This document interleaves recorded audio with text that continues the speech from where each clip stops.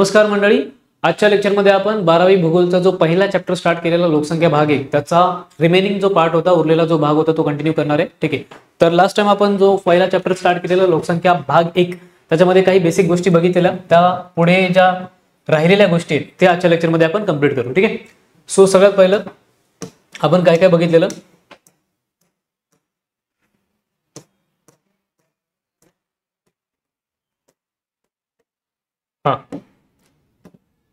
लोकसंख्या भाग 1 नावाच्या लेसन मध्ये आपण सगळ्यात पहिलं बघितलेलं की भूगोलची डेफिनेशन काय, व्याख्या काय ती बघितलेली. ठीक आहे. की मानवामध्ये आणि पर्यावरणामध्ये जे पण संबंध आहेत, आंतरक्रिया जे होतात, ठीक आहे, जे पण इंटरॅक्शन्स होतात, आंतरक्रिया होतात, त्याला आपण भूगोल बोलतो. आणि भूगोलचे वेगवेगळे शाखा बघितलेल्या, जसे एक होतं प्राकृतिक भूगोल, दुसरा होता लोकसंख्येचा भूगोल. ठीक आहे. ते सगळं बघितलेलं. त्याच्यानंतर पूर्ण जगामध्ये कशा प्रकारे लोकसंख्या वितरित झालेली आहे त्याच्याबद्दल बघितलेलं की जगामध्ये लोकसंख्येचं वितरण कसं आहे, कुठे किती लोकसंख्या आहे, कोणत्या खंडामध्ये, ते खंडानुसार आपण बघितलेलं. त्याच्यानंतर त्याचं पर्सेंटेज वगैरे बघितलेलं. ठीक आहे. आपण पूर्ण जगाचा नकाशा पण बघितलेला. त्याच्यानंतर काही घटक होते, ठीक आहे, प्राकृतिक घटक होते ज्याच्यावर लोकसंख्या आधारित असते, ते घटक बघितलेले आपण. ओके. लोकसंख्येवर परिणाम करणारे जे प्राकृतिक घटक किंवा भौतिक घटक असतात ते बघितलेले. त्याच्यानंतर जो पुढचा पॉइंट ज्याच्यापासून आपण आज सुरू करणार आहे तो पॉइंट कोणता आहे, मानवी घटक. ठीक आहे. सिंपल. मानवी घटकामध्ये सगळ्यात पहिला जो पॉइंट आहे तो शेती. आता सिंपलची गोष्ट आहे, एखाद्या ठिकाणी जर सपोज एखादं ठिकाण आहे तिथे लोकसंख्या कधी वाढणार, जेव्हा तिथे शेती लोक करू शकतात. ठीक आहे. जर सिंपल तिथे पाण्याची उपलब्धता असेल, चांगली सुपीक जमीन असेल आणि चांगल्या प्रकारे जर वेगवेगळ्या पिकांची लागवड करता येत असेल तर त्या ठिकाणी शेती केली जाऊ शकते. आणि जिथे शेती केली जाऊ शकते तिथं लोक जास्त राहणार, कारण त्यांचं एक तर प्रॉब्लेम सॉल्व्ह झाला पाणी पिण्याचा आणि दुसरं खाण्याचा. सिंपल. ठीक आहे.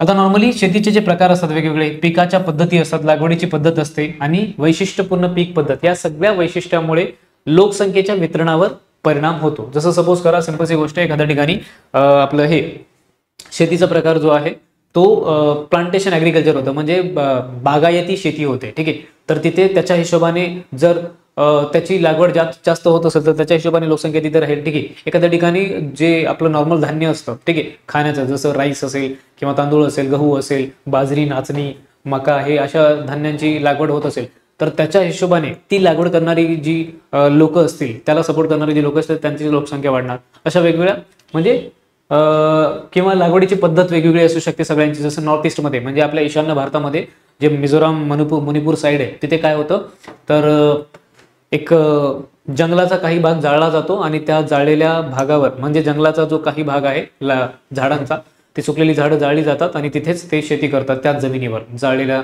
लाकडांच्या जमिनीवर. ठीक आहे. आणि मग ते एकदा त्या जमिनीचा पुरेपूर वापर झाल्यानंतर ते शिफ्ट करतात, त्याला शिफ्टिंग कल्टिव्हेशन बोलतात, किंवा मराठीमध्ये आपण त्याला स्थलांतरित शेती असं बोलतो. ठीक आहे. सो लागवडीची पद्धत, आता अशा प्रकारची जी पद्धत आहे ती आदिवासी एरियामध्ये जास्त होते, मग तिथे पॉप्युलेशन कमी असणार, कारण अशी शेतीला सपोर्ट करणारी लोक कमी असतात किंवा अशी शेती करणारी लोक कमी असतात आजच्या काळामध्ये. ठीक आहे. सो वेगवेगळ्या पॉईंटवर डिपेंड आहे, जसं शेतीचा प्रकार, पीक पद्धती, लागवडीची पद्धत. त्याच्यानंतर काही लोक वैशिष्ट्यपूर्ण पीक पद्धती वापरतात. वैशिष्ट्यपूर्ण म्हणजे काहीतरी स्पेशालिटी असते त्यांची. जसं सपोज करा की काश्मीरमध्ये जे केसर उगवलं जातं, ठीक आहे, महाबळेश्वरमध्ये स्ट्रॉबेरी उगवलं जातं का, त्याच्यानंतर जर आपण बघितलं तर महाराष्ट्राच्या काही भागामध्ये ऊस उगवला जातो. तर हे काही किंवा कर्नाटकमध्ये बघितलं, कर्नाटक, केरळ, तामिळनाडू साईड तर कॉफी उगवलं जातं. सो काही वैशिष्ट्यपूर्ण पिकं पण घेतली जातात.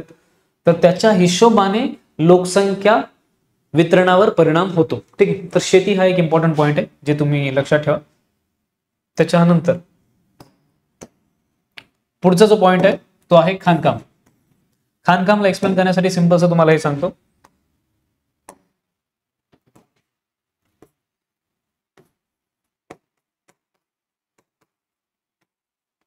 आता खाणकाम जिथे पण होतं, ठीक आहे, खाणकाम मध्ये काय काय होऊ शकतं. एक तर सपोज करा सोन्याची खाण असेल किंवा कोळशाची खाण असेल. ठीक आहे. सोन्याची खाण किंवा कोळशाची खाण. आता या खाणीमध्ये काम करण्यासाठी कामगार लागतील.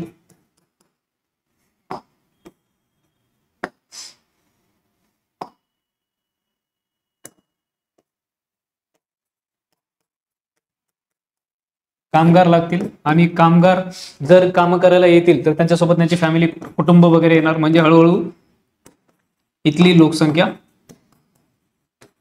वाढणार. ठीक आहे, सिंपल. सो एखाद्या ठिकाणी जर खाणकाम होत असेल, सोन्याचं, कोळशाचं, तांब्याचं, कोणत्याही गोष्टीचं जर खाणकाम होत असेल, जमिनीतून काढलं जात असेल त्या गोष्टी, तर खाणकाम व्यवसाय जिथे असतो तिथे कामगार लोक लागतात आणि कामगार लोक लागणार.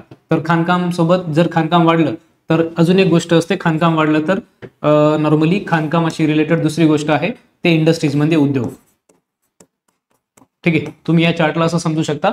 जसं खाणकाममध्ये काय काय होतं, सोन्याच्या खाणी, कोळशाच्या खाणी, वेगवेगळ्या प्रकारच्या हिऱ्याच्या वगैरे खाणी असतात. तर खाणकाम व्यवसाय सुरू झाला तर उद्योग, त्याच्यावर आधारित उद्योग वाढू लागतात. उद्योगामध्ये किंवा खाणकामामध्ये कामगारांची गरज असते, कामगार लोकांची गरज.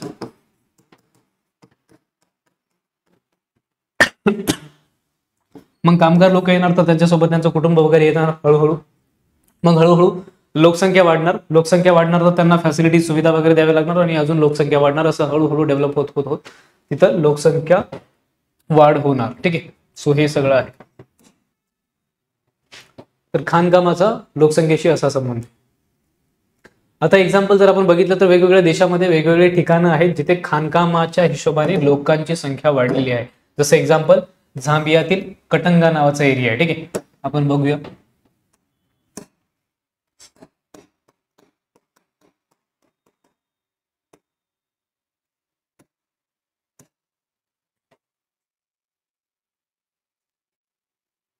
बघा, हे आफ्रिकेचा पार्ट आहे. आफ्रिकेमध्ये झांबिया नावाचा देश आहे. त्याच्यामध्ये झांबियाच्या आजूबाजूला कटंगा नावाचा एक एरिया आहे जिथे खाणकाम होतं. ठीक आहे. दुसरी गोष्ट, भारतातील छोटा नागपूर पठार, हा वाला जो पार्ट आहे हे पण बघून घेऊ.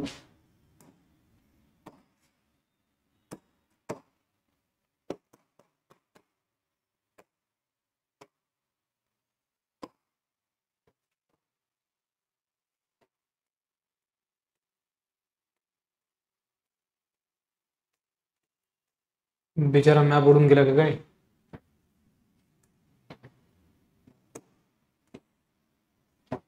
ठीक आहे, असं मॅप मध्ये बघू शकता तुम्ही. नॉर्मली भारताचा जो भाग आहे, ठीक आहे, भारतामध्ये इथे छत्तीसगड, झारखंड साईडला, छत्तीसगड, झारखंड, पश्चिम बंगाल, ओडिसा साईडला छोटा नागपूर पठार म्हणून आहे. तिथे कोळसा आणि बाकीचे जे लोखंड असतं, लोह खनिज असतं, मॅग्नीज असतं, बॉक्साईट असतं, अशा काही गोष्टी सापडतात. त्यांचं खाणकाम होतं म्हणून तिथे उद्योग डेव्हलप झालेत. उद्योग डेव्हलप झालेत म्हणून तिथे कामगार लोक कामाला जातात आणि कामगार लोक कामाला जाणार तर हळूहळू त्यांची पॉप्युलेशन वाढणार, म्हणजेच लोकसंख्या वाढणार. ठीक आहे, तर हे सगळं होतं. त्याच्यानंतर अजून भरपूर जगामधले एक्झाम्पल आहे, जसं युरोपमध्ये, चीनमध्ये वगैरे वगैरे, तिथे पण असे खाणकामाचे व्यवसाय आहेत. त्याच्या हिशोबाने तिथे लोकसंख्या वाढते. ठीक आहे, तर तुम्हाला साखळी समजलं असेल. ओके. नॉर्मली लोकवस्ती किंवा लोकसंख्या दाट कुठे असते, कुठे जास्तीत जास्त लोकसंख्या भेटणार आपल्याला, जिथे सोनं, खनिज तेल, वायू, नैसर्गिक वायू वगैरे भेटतं, जिथं त्याच्या खाणी असतात तिथे जास्तीत जास्त कामगार जातात, उद्योग वगैरे उभे राहतात, मग लोकसंख्या वाढते. तर एका प्रकारे खाणकाम हा एक इम्पॉर्टंट पॉइंट आहे जो लोकसंख्या वाढवू शकतो एखाद्या ठिकाणाची. ठीक आहे, आय होप तुम्हाला एवढं क्लिअर आहे.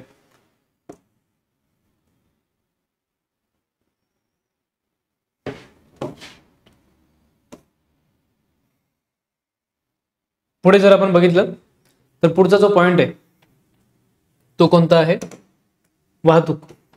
आता वाहतुकीचं पण सिंपल तुम्हाला एक चार्ट सांगतो. ठीक आहे, सिंपल आहे. सपोज करा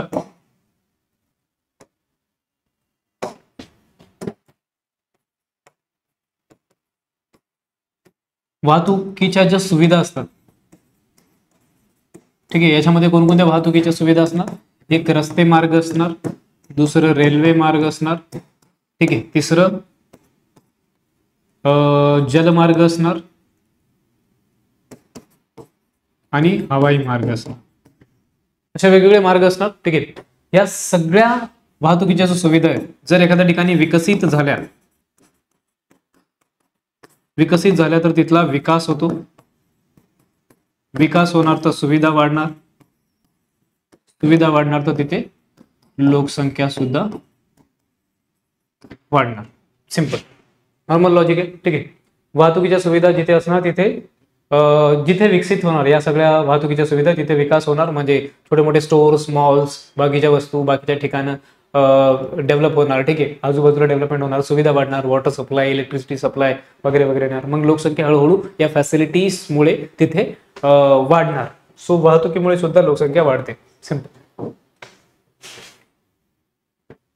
सो लोकांना जाण्या येण्याला सुलभता असते, जाण्या येण्यास कष्ट, वेळ आणि पैसा वाचतो वाहतुकीच्या सुविधा असल्या तर. त्याच्यानंतर सागरी वगैरे म्हणजे काही काही ठिकाणी एक्झाम्पल मध्ये जर बघितलं तुम्ही, जसं सुवेझ कालवा आहे,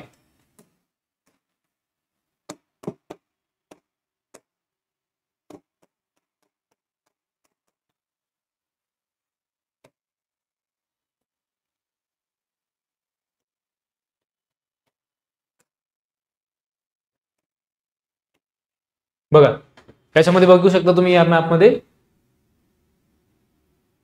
जर क्लिअर दिसत नसेल तर मी सांगतो, ठीक आहे. इथे एक भूमध्य समुद्र आहे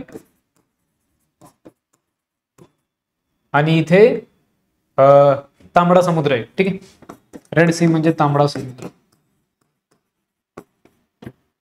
सो तांबडा समुद्र, भूमध्य समुद्र या दोन्ही समुद्र वेगवेगळे होते. मध्ये लँडचा पार्ट होता, पुन्हा जमिनीचा भाग होता, झाकलेला बंद होता. पण इथे या आता सिंपल एक गोष्ट, सपोज करा आपल्याला जर इकडे यायचंय, म्हणजे इथल्या देशांना काहीतरी इकडच्या देशापर्यंत पोहोचवायचंय, तर जमिनीतून तर बोट येऊ शकत नाही, खूप जास्त माल किंवा जो पण सामान असेल ते पोहोचू शकत नाही, तर इथून डायरेक्ट जाता येत नाही, म्हणून पाण्याची गरज होती. पाण्यामधून आपण जाऊ शकतो, पण इथे रस्ता ब्लॉक होता. तर आपण काय केलं, आपल्याला काय करावं लागायचं, असं फिरून यावं लागायचं आफ्रिकेला वळसा घालून यावं लागायचं. तर तो प्रॉब्लेमॅटिक होता, म्हणून लोकांनी काय केलं इथे कॅनल तयार केलं, म्हणजे एक छोटस कालवा तयार केला, मानव निर्मित, म्हणजे जमीन वगैरे थोडस क्रॅक केली गेली आणि तिथे पाण्याला जोडलं गेलं, म्हणजे इथं पाणी वगैरे सोडलं गेलं आणि दोन्ही समुद्रांना जोडलं गेलं. बेसिक भाषेमध्ये समजा दोन्ही समुद्रांना जोडलं गेलं मानव निर्मित कालवा तयार करून, त्याला सुएझ कालवा असं बोलतात. तर जिथे वाहतुकीची सुविधा आपण तयार केली, म्हणजे जलवाहतूक सुरू केली, इथे जलवाहतूक सुरू केल्यामुळे व्यापार वगैरे वाढू लागला, तर आजूबाजूचे जे एरियाज होते ते डेव्हलप होऊ लागले, विकास होऊ लागला त्यांचा, मग तिथे लोकसंख्या वाढू लागली. अशा प्रकारे हे एक एक्झाम्पल होतं, वाहतुकीच्या सुविधा वाढल्याने लोकसंख्या वाढते, ठीक आहे.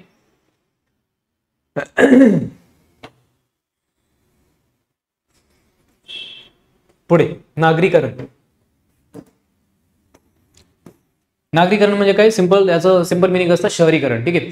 जर एखादं गाव शहरामध्ये कन्वर्ट व्हायला लागलं, ठीक आहे, म्हणजे गावामध्ये सुविधा वगैरे येऊ लागला, डेव्हलप होऊ लागलं आणि शहरामध्ये कन्वर्ट होऊ लागलं, तर त्याला त्या प्रोसेसला किंवा त्या प्रक्रियेला नागरीकरण असं बोलतात. नॉर्मली कसं होतं हे,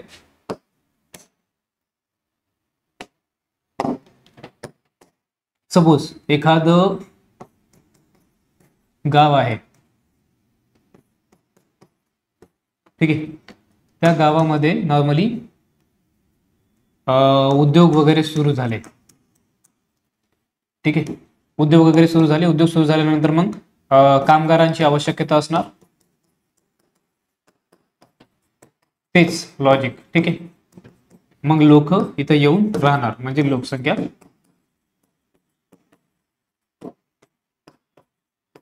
वाढणार, ठीक आहे. सो गावामध्ये उद्योग सुरू झाले तर कामगारांची आवश्यकता असणार, मग कामगार येऊन राहणार, कामगारांसोबत त्यांची फॅमिली वगैरे येणार, ठीक आहे. आणि मग लोकसंख्या हळूहळू वाढत जाईल, आणि लोकसंख्या वाढली की अजून मग सुविधा वगैरे द्यावी लागतील सगळं गव्हर्नमेंटला, तर सुविधा वाढणार तर लोकसंख्या अजून वाढणार, ठीक आहे. सुविधा वाढली की लोकसंख्या अजून वाढणार.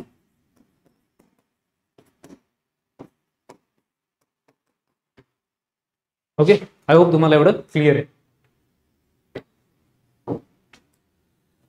पुढे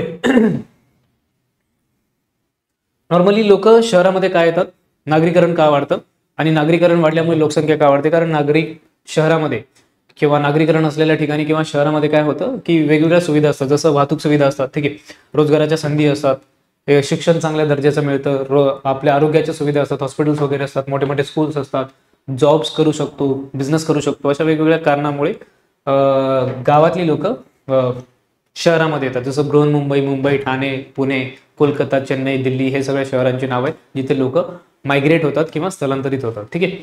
तर सिंपलची गोष्ट, जर लोक जास्तीत जास्त शहरामध्ये जाणार तर तिथलं नागरीकरण अजून वाढणार, नागरीकरण वाढणार तर तिथं लोकसंख्या अजून वाढणार. पुढे आहे राजकीय घटक आणि शासनीय धोरणे. आता सिंपलची गोष्ट, सरकार स्वतः ठरवू शकतं की आपल्या देशाची लोकसंख्या कुठे वाढवायची, कुठे कमी करायची, किती वाढवायची, किती कमी करायची. ते राजकीय धोरणावरती किंवा गव्हर्नमेंटच्या पॉलिसीवरती डिपेंड करतात. ठीक आहे, तर बघूया हे पण. नॉर्मली सपोज करा, एक्झाम्पल मध्ये आपण बघू शकतो सायबेरिया हा जो देश आहे, ठीक आहे, सायबेरिया नावाचा देश आहे छोटासा, सॉरी.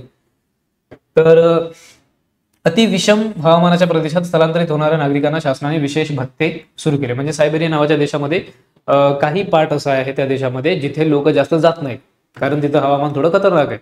पण मग दुसऱ्या सपोज करा, इथे हा सायबेरिया आहे, ठीक आहे, सायबेरियाच्या या पार्टमध्ये जर जास्त लोकसंख्या असेल आणि या पार्टमध्ये जर लोकसंख्या राहत नसेल, ठीक आहे, भोलीभाली जनता, तर इथल्या पार्टवरती जास्तीत जास्त प्रेशर पडेल, जमिनीचे भाव वाढणार, लोकसंख्या जास्त वाढणार, तर सगळ्या फॅसिलिटीजवरती, सुविधा पुरवण्यावरती प्रेशर वाढणार. सो गव्हर्नमेंटला मॅनेज करणं मुश्किल होईल. म्हणून गव्हर्नमेंट काय होतं, तुम्ही काय करा, आम्ही तुम्हाला भत्ते देतो, पैसे देतो, हे देतो, ते देतो, तुम्ही काय करा, इथून सटका आणि त्या ठिकाणी जाऊन दुसऱ्या ठिकाणी जाऊन राहा, जेणेकरून इथला प्रेशर कमी होईल. तर सायबेरियाने हे सुरू केलेलं. दुसरं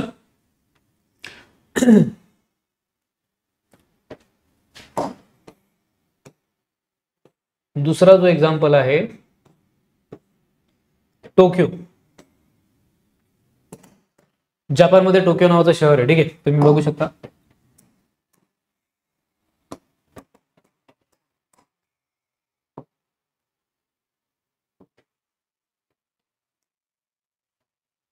सो हे जगातलं सगळ्यात जास्त लोकसंख्या असणारं शहर आहे, कारण जपानची जवळजवळ 1/3 पॉप्युलेशन, ठीक आहे, 1/3 पॉप्युलेशन जी आहे, 1/3 बोलतात शुद्ध मराठीमध्ये त्याला, 1/3 पॉप्युलेशन.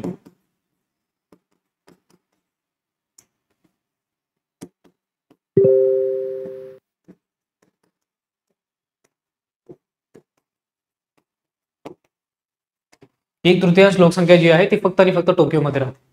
तर टोकियोमध्ये राहणार, तर मग पूर्ण जपानचे जे 1/3 लोक आहेत ते टोकियोमध्ये राहतात. तर एका छोट्याशा शहरामध्ये एवढी पॉप्युलेशन जर राहिली, एवढी लोकसंख्या जर राहिली, तर तिथल्या टोकियोच्या शहरावरती प्रेशर पडणार, जमिनीचे भाव वाढणार, अजून खूप साऱ्या गोष्टी मॅनेज करणं, वॉटर सप्लाय करणं, इलेक्ट्रिसिटी सप्लाय करणं थोडंसं प्रेशराईज होईल. म्हणून तिथल्या सरकारने काय सांगितलंय की आम्ही तुम्हाला पैसे देतो, तुम्ही टोकियो सोडा आणि दुसरीकडे जाऊन राहा. आपला जपान खूप मोठा देश आहे, कुठे पण जाऊन राहा, पण टोकियो सोडा, कमीत कमी लोक इथे राहा, असं. म्हणजे तिथल्या लोकांना जर भत्ते वगैरे भेटले, तिथल्या लोकांना इन्सेंटिव्ह भेटले, पैसे भेटले, तर तिथे लोक शिफ्ट होणार. सिंपल सी गोष्ट आहे, ठीक आहे. सो सरकारच्या धोरणावर डिपेंड करतं की देशाची लोकसंख्या कुठे वाढेल, ठीक आहे, कुठे वाढेल, कुठे कमी होईल, हे सरकार स्वतः ठरवू शकतं. सो हे सगळे होते वेगवेगळे मानवी घटक, ठीक आहे, जे परिणाम करतात लोकसंख्येच्या वितरणावर.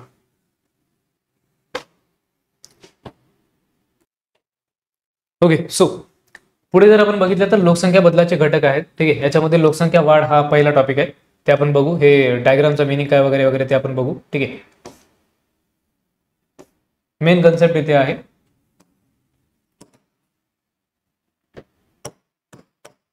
लोकसंख्येतील बदल हा जो असतो, लोकसंख्येचा बदल म्हणजे काय, एखाद्या प्रदेशामध्ये लोकसंख्येच्या कॅटेगरीजमध्ये जे पण बदल झालेले आहे, किंवा एखाद्या रहिवाशांच्या संख्येत काहीतरी बदल झालेला आहे. म्हणजे लोकसंख्या वाढली, कमी झाली, कोणत्या प्रकारची लोकसंख्या, मुलं वाढलीत की म्हातारी लोक वाढलीत की ऍडल्ट म्हणजे प्रौढ लोक वाढलीत, ते सगळं जे बदल होत असतो त्याच्याबद्दल आपण स्टडी करणार आहोत, ठीक आहे. ते एकतर सकारात्मक असू शकतो हा बदल, म्हणजे एखाद लोकसंख्या वाढू शकते, ठीक आहे, पहिला 1000 होती 2000 झाली असेल, किंवा घट होऊ शकते, पहिला 1000 होती तर आता 500 झाली असेल, असं होऊ शकतं, ठीक आहे. तर ते कसं कळणार आपल्याला, काही छोटे छोटे टॉपिक्स आहेत ते बघूया.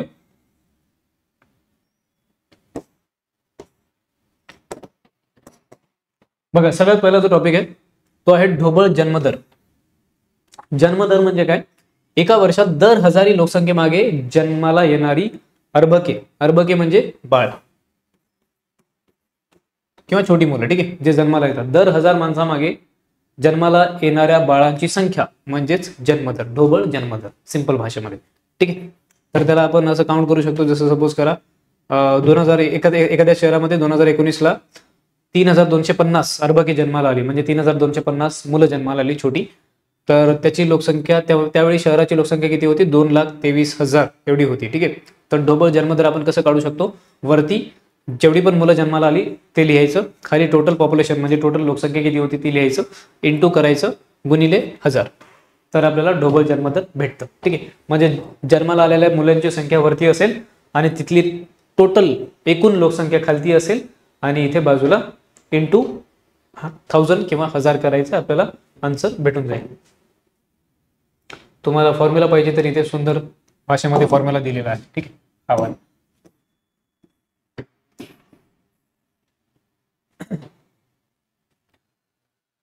ओके. सो ढोबळ जन्मदरचा सिंपलचा फॉर्म्युला हा आहे, एका वर्षात जन्मलेल्या जिवंत अर्भकांची संख्या किंवा बाळांची संख्या. ठीक आहे, तर जन्मलेल्या मुलांची संख्या वरती असेल, त्या वर्षीची एकूण लोकसंख्या खालती असेल, त्याचा नंबर गुणिले 1000, आपल्याला ढोबळ जन्मदर भेटेल. त्याच्या ऑपोजिट ढोबळ मृत्यूदर काय असतं, एखाद्या वर्षामध्ये झालेल्या मृत्यूची एकूण संख्या म्हणजे एकूण किती लोक टपकले, सिंपल त्याची संख्या वरती लिहायचं, त्या वर्षी एकूण लोकसंख्या किती होती ती खालती लिहायचं, गुणिले 1000 करायचं, सिंपलची गोष्ट. ठीक आहे, लोकसंख्या वाढ कसं करणार, आपल्याला सध्याची लोकसंख्या आधीच्या लोकसंख्येपासून मायनस करायचं. जसं सपोज सध्याची लोकसंख्या आहे 500, आधीची लोकसंख्या होती 1000, दोघांना मायनस केलं तर काय येणार, 500 मायनस 500 येणार, म्हणजे तेच घट किती झालेली, 500 ची घट झाली. ठीक आहे, सध्याची लोकसंख्या जेवढी पण आहे, जसं सपोज आता सध्या भारताची लोकसंख्या 140 करोड आहे, पहिले किती होती 121 करोड, तर दोघांना मायनस करायचं, 140 मायनस 121 किती येणार, सिंपल 9 आणि 19 करोड. हे लोकसंख्या वाढ झालेली आहे. ठीक आहे, इथं तर घट झालेली आहे ऍक्च्युली, पण इथे वाढ झालेली आहे लोकसंख्येमध्ये.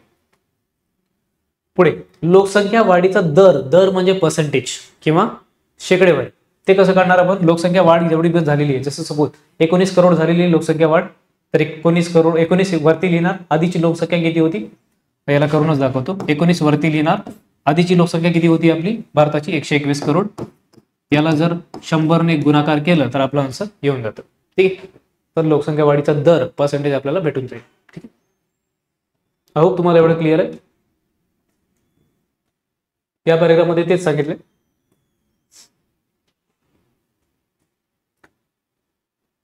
याचं निरीक्षण करू शकता तुम्ही घरी बसल्या बसल्या, चाय पिता पिता. ठीक आहे, छोटासा डबडा दिलाय, कोणत्या देशामध्ये किती जन्मदर होता 2017 मध्ये आणि किती मृत्यू दर होता ते सांगितलंय. ठीक आहे, जसं स्वीडनमध्ये 11.5 होता पर्सेंटेज मध्ये जन्मदर आणि मृत्यूदर 9.1 होता. भारताचं इम्पॉर्टंट आहे आपल्यासाठी, भारतामध्ये 18.1% होता 2017 मध्ये जन्मदर मुलांचा, म्हणजे दर 1000 माणसामागे किंवा दर 1000 लोकसंख्येमागे मुलांचा जो जन्म होतोय त्याचा नंबर पर्सेंटेज. मृत्यूदर लोक किती टपकतात, 7.2% ऍव्हरेज मृत्यूदर आपल्या देशाचा होता. बाकी तुम्ही बघू शकता, जास्त काही नाही आहे त्याच्यात. पुढे जो टॉपिक आहे तो लोकसंख्या वाढ आणि विस्फोट हा टॉपिक आहे. ठीक आहे, याच्यामध्ये लोकसंख्या वाढ आणि विस्फोटचा काय संबंध आहे, लोकसंख्या जशी जशी वाढत जाते, एक पॉइंट असा येतो जिथे लोकसंख्या खूप जास्त वाढते, त्याला बोलतात लोकसंख्या विस्फोट. तर हे पुढे बघणार आहोत आपण या मॅपने किंवा हा जो छोटासा डायग्राम दिलाय त्याच्या माध्यमातून.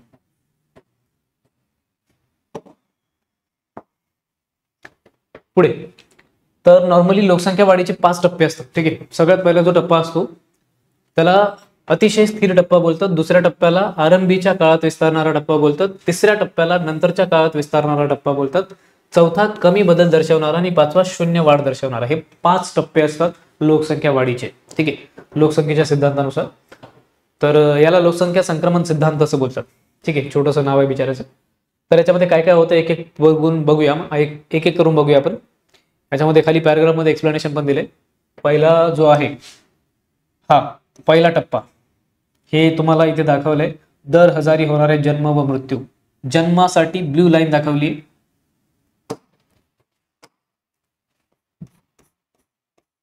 ही जन्माची लाईन आहे. हे 0, 10, 20, 30 हे पर्सेंटेज आहे. ठीक आहे, आता याच्यामध्ये नॉर्मली हा ब्लू लाईन काय दाखवली, जन्मदर, आणि जी ब्लॅक लाईन आहे, काळी रेषा जी आहे, ते मृत्यूदर दाखवले. तुम्हाला विजिबल होत असेल. ठीक आहे, तर ही ब्लू लाईन म्हणजे जन्मदर, ब्लॅक लाईन म्हणजे मृत्यूदर. ऑलमोस्ट सेमच लेवलवरती आहे जर नीट बघितलं तर, ऑलमोस्ट. ठीक आहे, तर जिथे जन्मदर आणि मृत्यूदर सेम असतो पहिल्या टप्प्यामध्ये जन्मदर मृत्यू दर सेम किंवा हाय लेवलला असतो बघा, सगळ्यात हाय लेवल आहे 40 वर आहे, हे दोन्ही उच्च असतात, अशा टप्प्याला पहिला टप्पा बोलतात किंवा अतिशय स्थिर टप्पा बोलतात. दोन्ही जन्मदर आणि मृत्यूदर स्थिर आहे, स्टेबल आहे. ठीक आहे, पुढे दुसरा जर टप्पा बघितला तुम्ही, ठीक आहे, पहिला एक एक टप्पा बघून घेऊ, त्याच्यानंतर पॅराग्राफ मध्ये जे एक्सप्लेनेशन दिलंय ते सांगतो. दुसऱ्या टप्प्यामध्ये बघा, जन्मदर ऑलमोस्ट तेवढाच आहे, पण जो मृत्यूदर आहे, मृत्यूदरला आपण रेडने डिनोट करू, बेटर पडेल, तुम्हाला विजिबल होईल. मृत्यूदर हळूहळू कमी होत चाललाय. का? कारण दुसऱ्या टप्प्यामध्ये काय होतं, जेव्हा एखादा देश पहिल्या टप्प्यातून दुसऱ्या टप्प्यामध्ये जातो तेव्हा त्या देशाची मेडिकल फॅसिलिटीज वाढलेल्या असतात, आरोग्य सुविधा वाढलेल्या असतात, शिक्षण वाढलेलं असतं, लोकांची अवेअरनेस किंवा जागृती वाढलेली असते, म्हणून लोक थोडंसं कॉन्शियस होऊन जातात आणि लोकांचा मृत्यू कमी होतो. लोकांचा मृत्यू कमी होणार म्हणजे ते लोक ऍड होणार लोकसंख्येमध्ये, तर टोटल जर पॉप्युलेशन बघितलं तर वाढणार, कारण जन्मदर पण वाढतोय. ठीक आहे, जन्मदर काय आहे, जन्मदर उच्च आहे आणि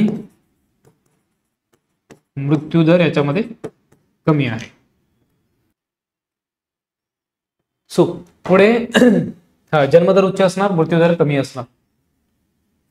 पुढे जर बघितलं तिसरा जो टप्पा असतो त्याच्यामध्ये जो जन्मदर आहे तो अजून कमी होते. ठीक आहे, पहिला तर थोडा स्टेबल होता पण अजून कमी होते, आणि मृत्यूदर पण अजून कमी होते तिसऱ्या टप्प्यामध्ये. म्हणजे याला आपण काय लिहू शकतो, जन्मदर पण कमी होतोय,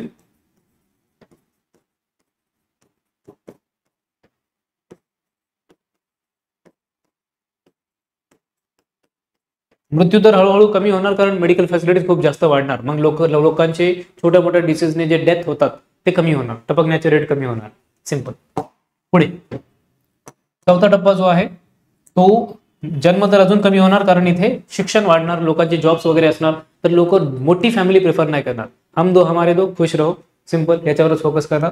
आणि जे हे आहे मृत्यूदर ते अजून ऑलमोस्ट नाहीच्या बरोबर येणार. ठीक आहे, जन्मदर कमी, खूप कमी, आणि मृत्यू दर पण सेम, अशा प्रकारे होणार. आणि लास्ट अशी वेळ येणार जेव्हा जन्मदर डायरेक्टली मायनस मध्ये जाणार. हे काही देशांमध्ये होतं, ठीक आहे, जसं स्वीडन, फिनलँड वगैरे, तिथे जन्मदर डायरेक्ट मायनस मध्ये जातो आणि मृत्यूदर ठीकठाक स्टेबल असतो. मृत्यू कमीच होतात पण जन्म खूपच कमी होतात, मृत्यू दरापेक्षा पण कमी. म्हणजे लोक फॅमिलीवर जास्त फोकसच करत नाही, फॅमिली वाढवण्यावर. ठीक आहे, सिंपल त्यांचं एज्युकेशन, त्यांचे जॉब्स, त्यांचे बिझनेसेस त्याच्यावर जास्त फोकस करतात. लाईफस्टाईल खूप जास्त डेव्हलप झालेली असते, तर तो असतो शून्य वाढ दर्शवणारा, म्हणजे डायरेक्टली नेगेटिव्ह मध्ये. ठीक आहे, त्याला ऋणात्मक वाढ असं पण बोलतात. ठीक, सो हे सगळे 5 टप्पे आहेत जे आपल्या लोकसंख्येच्या वाढीला दर्शवतात. तेच खाली सांगितलंय जे आपण वरती बघितलं. ठीक आहे, बघा पहिल्या टप्प्यामध्ये स्थिर असणार, जन्मदर मृत्यूदर दोन्ही हाय लेवलवरती असणार. ठीक आहे, या प्रकारच्या टप्प्यामध्ये जो देश असतो त्या देशामध्ये जास्त डेव्हलपमेंट झालेली नसते. ठीक आहे, ते प्राथमिक व्यवसायावर जास्त फोकस करतात आणि प्रजनन दर खूप जास्त असतो, म्हणजे मुलांना जन्माला घालायचा जो रेट असतो तो जास्त असतो, हे वगैरे सांगितलंय. वैद्यकीय सुविधांचा अभाव असतो, वैद्यकीय सुविधा, मेडिकल फॅसिलिटीज कमी असतात, स्वच्छता कमी असते आणि अवेअरनेस जास्त नसते. सध्या कोणताही देश या टप्प्यात येत नाही, हे एक लक्षात ठेवा. पुढे दुसरा टप्पा आपण बघितलेला आहे, आरंभीच्या काळात विस्तारणारा. म्हणजे याच्यामध्ये बघा सिंपलची गोष्ट आहे, जन्मदर हाय लेवलचा असणार पण मृत्यूदर कमी होतोय, कारण जे शेती उद्योगामध्ये, उत्पादनामध्ये वाढ होते, वाहतूक व्यवस्थेत वाढ होते, आरोग्य व्यवस्था सुधारते, आरोग्य व्यवस्था सुधारते तर लोकांचा टपकण्याचा रेट कमी होतो. आता आणि याच कंडिशनमध्ये, याच टप्प्यामध्ये म्हणजे दुसऱ्या टप्प्यामध्ये लोकसंख्या विस्फोट होतो, कारण जन्मदर खूप जास्त आहे, मृत्यूदर खूप कमी होत चाललाय. ठीक आहे, म्हणजे लोक ऍड होणार, तर अशी कंडिशन येणार जेव्हा लोकसंख्या खूप जास्त होणार, त्याला लोकसंख्येचा विस्फोट असं बोलतात. कोणकोणते देश आहेत, एक काँगो आहे, बांगलादेश आहे, नायजर आहे, युगांडा हे सध्या या टप्प्यात येतात.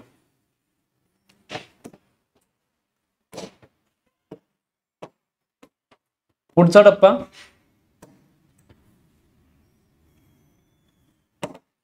तिसरा टप्पा नंतरच्या काळात विस्तारणारा. इथं नॉर्मली आपण बघितलं की मृत्यू दर अजून कमी होतोय, ठीक आहे, आणि जन्मदर ही कमी होतोय. तर लोकसंख्या नॉर्मली खूप कमी दराने वाढत जाते आणि इथे नॉर्मली हळूहळू लोकांची शैक्षणिक पातळी वाढते, आरोग्य सुविधा वाढतात, तंत्रज्ञान वाढतं, मेडिकल फॅसिलिटीज वाढतात. तर हे या टप्प्यामध्ये कोणता देश आहे? चीन सध्या, हे एक लक्षात ठेवा.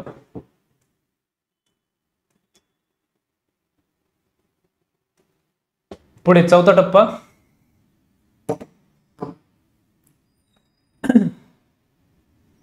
याच्यामध्ये नॉर्मली जन्मदर खूप कमी होतोय, मृत्यूदर तर खूप कमीच होतो. एवढं लक्षात ठेवा की पहिल्या टप्प्यामध्ये दोन्ही हाय लेवलवरती होते, जन्मदर आणि मृत्यूदर. दुसऱ्या टप्प्यामध्ये जन्मदर त्याच लेवलला असतो, मृत्यूदर कमी होत जातं, जसं आपण याच्यामध्ये बघितलेलं, ठीक आहे. बघा, दोन्ही हाय लेवलला असणार पहिल्या टप्प्यामध्ये. दुसऱ्या टप्प्यामध्ये जन्मदर ऑलमोस्ट सेम लेवलला असणार, मृत्यूदर कमी होणार. मग जन्मदर अजून कमी होणार, मृत्यूदर त्याच्याहून कमी होणार. मग जन्मदर अजून कमी होणार, मृत्यूदर ऑलमोस्ट स्टेबलला येणार आणि लास्टला तर जन्मदर पूर्ण मायनसमध्ये जाणार, ठीक आहे. तर चौथ्या टप्प्यामध्ये तेच सांगितलं, जास्त काही नाहीये, ठीक आहे. फक्त एवढं लक्षात ठेवा की कोणतं देश आहे? अमेरिकेची संयुक्त संस्थाने म्हणजे USA, अमेरिका. तर तो या टप्प्यामध्ये येतो. त्याच्यानंतर पाचवा लास्ट टप्पा. याच्यामध्ये पाचव्या टप्प्यामध्ये ऋणात्मक वाढीचा टप्पा असतो. म्हणजे ऋणात्मक म्हणजे मायनसमध्ये जाणार, सिंपल जन्मदर, जसं की त्या डायग्राम मध्ये आपण बघितलेलं आहे. इथे लोकसंख्येमध्ये घट होते, जन्मदर घटतं, मृत्यूदर नॉर्मल स्टेबल असतं. आणि इथं या देशामध्ये सिंपलची गोष्ट आहे, जन्मदर जर कमी आहे, मायनसमध्ये आहे, तर नवीन मुलं जन्माला कमी येणार. म्हणजे म्हाताऱ्या लोकांची जे नंबर आहे, संख्या आहे ती वाढणार. लोकांची आर्थिक स्थिती हाय लेवलची असते, लोकांचं स्टँडर्ड ऑफ लिव्हिंग, राहणीमान हाय लेवलचं असतं, शिक्षण वगैरे चांगलं घेतलेलं असतं, आरोग्य सुविधा चांगल्या असतात, तंत्रज्ञान चांगलं असतं. तर चांगल्या पर्यावरणामध्ये, चांगल्या आनंददायी वातावरणामध्ये अशी लोक वाढतात, कारण इथे सगळं डेव्हलपमेंट झालेलं असतं. असं कोणत्या देशामध्ये हा टप्पा सध्या चालू आहे? तर स्वीडन, फिनलँड या दोन देशामध्ये हा टप्पा चालू आहे, जिथे जन्मदर मायनसमध्ये आहे, जास्त लोकसंख्या ऍड होत नाही, खूपच नाच्या लेवलला लोकसंख्या वाढ होते, ठीक आहे.